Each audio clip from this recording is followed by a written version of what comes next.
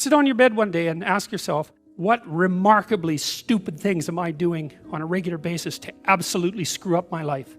And if you actually ask that question, but you have to want to know the answer, right? Because that's actually what asking the question means. It doesn't mean just mouthing the words. It means you have to decide that you want to know. You'll figure that's out so fast it'll make your hair curl. There's no better pathway to self-realization and the ennoblement of being than to posit the highest good that you can conceive of and commit yourself to it. And then you might also ask yourself, and this is definitely worth asking, is do you really have anything better to do? And if you don't, well, why would you do anything else?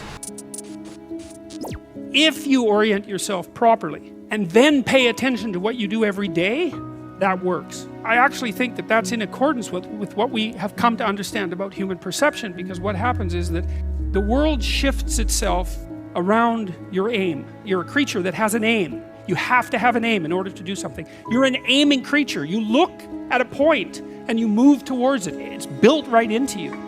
And so you have an aim. Well, let's say your aim is the highest possible aim. Well then, so that sets up the world around you. It organizes all of your perceptions. It organizes what you see and you don't see. It organizes your emotions and your motivations.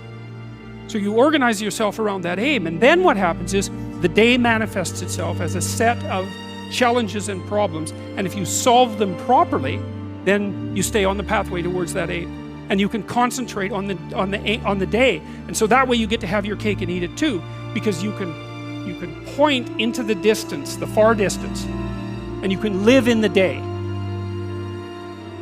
And it seems to me that that makes every moment of the day supercharged with meaning. That's how, because if everything that you're doing every day is related to the highest possible aim that you can conceptualize, well, that's the very definition of the meaning that would sustain you in your life. Well, and then the issue is, well, back to Noah.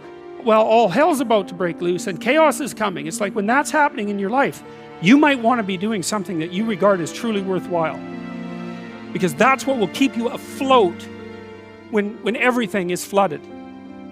And you don't want to wait until the flood comes to start doing that, because if your ark's half built and you don't know how to captain it, the probability is very high that you'll drown.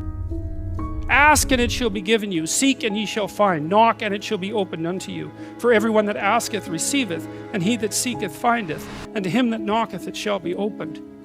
That sounded pretty optimistic again, but again, I think it's a description of the structure of existential reality. When I'm in my clinical practice and I observe, and this is also the case with my students, is, let's say, people's lives aren't what they would like them to be. And so then you ask, why? Well, forget about tragedy and catastrophe, because that's self-evident, and we're not going to discuss that.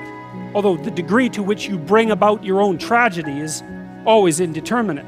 But I would never say that every terrible thing that is visited on a person is something they deserved.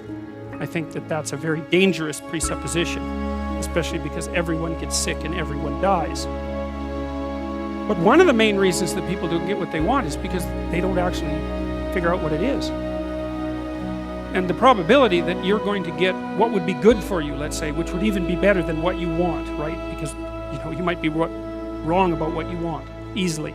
But maybe you could get what would really be good for you